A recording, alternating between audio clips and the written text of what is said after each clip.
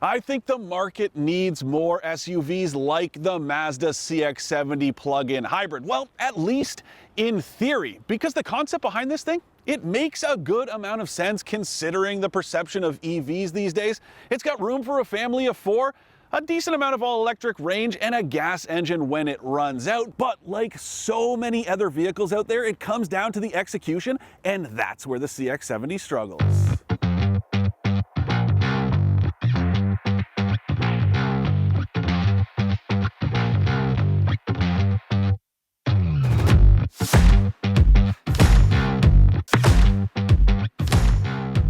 For more expert car reviews, don't forget to share our channel and subscribe so you can catch some of this and maybe even a little of that.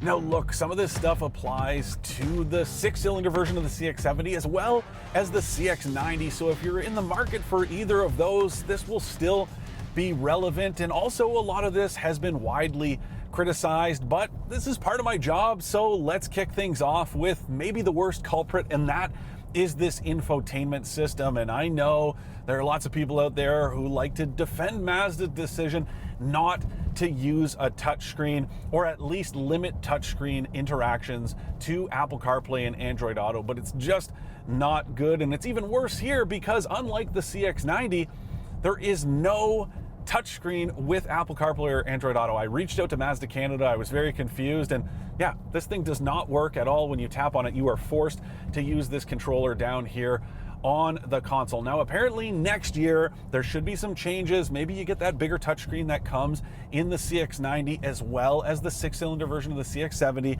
so you will have that touchscreen functionality, but right now that is not the case. And once again, I know people like to defend this decision and say it's about distracted driving, and listen, I am a big advocate for limiting how much you interact with anything. When you are behind the wheel, you should be focused on what's going on the road and not what's happening down here. But there are plenty of moments where it's justifiable. Let's say you're in a city you're unfamiliar with, a tightly congested downtown core, and you need to zoom in a little bit on the map. Well, you cannot tell me that it is just as easy to use this controller as it would be to tap the touchscreen, tap this icon, zoom out, zoom in, whatever you got to do, and on you go. Instead, you have to twist this dial, highlight the right icon, twist it again, click, twist, click. It is so annoying, and yes, it is very distracting. And since we've already talked about the CX-90, that's probably the biggest obstacle in the way of this CX-70, at least in my eyes, because here's the thing. They are physically and mechanically identical. There is no difference between them. And I just cannot wrap my head around the idea of buying a less versatile version of the same vehicle. It makes absolutely no sense to me, because that thing has a third row of seats when you need it, but you can just stow it away when you don't. I understand that not everyone needs a 3-row SUV, but it is handy. Let's say a couple extra kids need a ride to soccer practice. I don't know, you're going to a wedding and another couple needs a ride, or your in-laws are in town. There are lots of times when having an extra set of seats in the back will come in handy. And since everything about these is the same otherwise, I don't understand why you wouldn't just buy that thing instead. Quite honestly, it's like buying a fridge without a freezer. I just don't see the purpose of it. I'm not trying to go on the offensive here and attack this thing, but when you take a look at the dimensions, they're the same. Now, whether you're talking about this thing or the CX-90, there's a good amount of cargo space behind the second row seats. And yes, this thing does have that added bonus of storage space under the floor. That's good for something like the charging cable, that it really only exists to hide the mounting points for the third row seats you get in the CX-90. Now, by the numbers, you're looking at just over 1,100 liters of space behind the second row seats, which themselves are nice and roomy. I also love how wide these rear doors swing open. So whether you're climbing in and out or you're helping little ones get in and out of their car seats, you will definitely appreciate this feature. But it's important to note that all of that stuff also applies to the CX-90, which comes with that bonus set of seats in the back. And the other thing to consider, They even look the same. I'm telling you, these things are physically identical. Yeah, this one's got some black accents that are meant to make it look sportier, but that's about it. And personally, I don't really like the styling all that much. I find it a little slab-sided and boring, although I will say I like this shade of melting copper metallic paint. That's only a $300 option, and it's only available on the CX-70.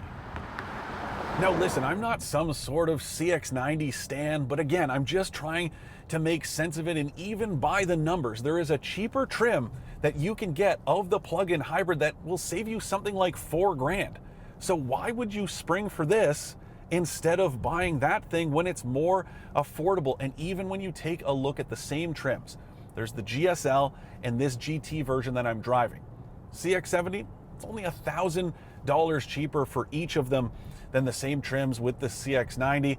Yeah, that's not something you're even gonna notice on a monthly payment, whether you're leasing or financing this thing. So those are some of the areas that I'm confused about, but something that I'm not is what Mazda was trying to do with this drivetrain. It's a rear biased all-wheel drive system, which I absolutely love. And even the engine, it's inversely mounted. This plug-in hybrid that uses a 4-cylinder, also inversely mounted, so it runs front to back instead of side to side like you'd usually see under the hood of an SUV like this one, and that just makes it more balanced. You really want to see that. And then with that rear biased all-wheel drive, it sort of pushes you instead of pulls you. You're still getting 4-wheel traction when you need it, but it rides and handles a lot more like something from Audi or BMW than your average mainstream SUV. That I very much like, but this powertrain itself, I'm struggling to come to terms with. The biggest issue is the transition from gas to electric power. It is very noticeable, and sometimes it feels a little bit like the powertrain doesn't know what it wants to do, so it goes to switch on the gas engine, changes its mind, so it's very clunky and awkward in the transmission too. This is a long documented issue here, and it is still problematic. Lots of very rough shifts, but something that isn't a problem is just how punchy this setup is. You get something like 369 pound-feet of torque, and this thing gets up and goes pretty quickly when you want it to, but then that electric range, not all that good. Now, I've seen about 50 kilometers with a fully charged battery, even though it's only rated for 42, but if you take a look at something like the Toyota RAV4 plug-in hybrid, that thing's good for 64 kilometers, and the new one that's on its way is going to be good for at least 80, and even the Mitsubishi Outlander plug-in, that thing's good for something like 61 kilometers. So this really struggles, and considering how much bigger it is than both of those, I would have liked to see an even bigger battery pack and more range. That is a sticking point for me. Anyway, in terms of features, there's all the stuff you would expect: dual zone automatic climate control, heated steering wheel and front seats, wireless Apple CarPlay and Android Auto, an entire advanced safety suite. That's in the GSL as well as this GT, which also adds stuff like ventilated front seats, heated rear ones, a 12-speaker stereo. There are some good additions, but it's like $4,600 more. That is a lot of extra cash. Yes, it's also got leather interior, lots of niceties, but I'd start to struggle with that pricing if I were in the market for an SUV like this one. So you're looking at about 65.5 grand for this GT before tax, or 61,000 bucks for the GSL. I understand lots of SUVs are priced this way, but you could get yourself into something like the Jeep Grand Cherokee 4xe for about the same amount of money, although it's easy to push that one well into the $80,000 mark with some of the pricier packages.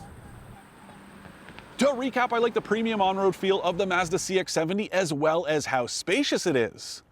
I don't like that it isn't as practical as the dimensionally and mechanically identical CX-90, the frustrating infotainment interface, and the imperfect powertrain.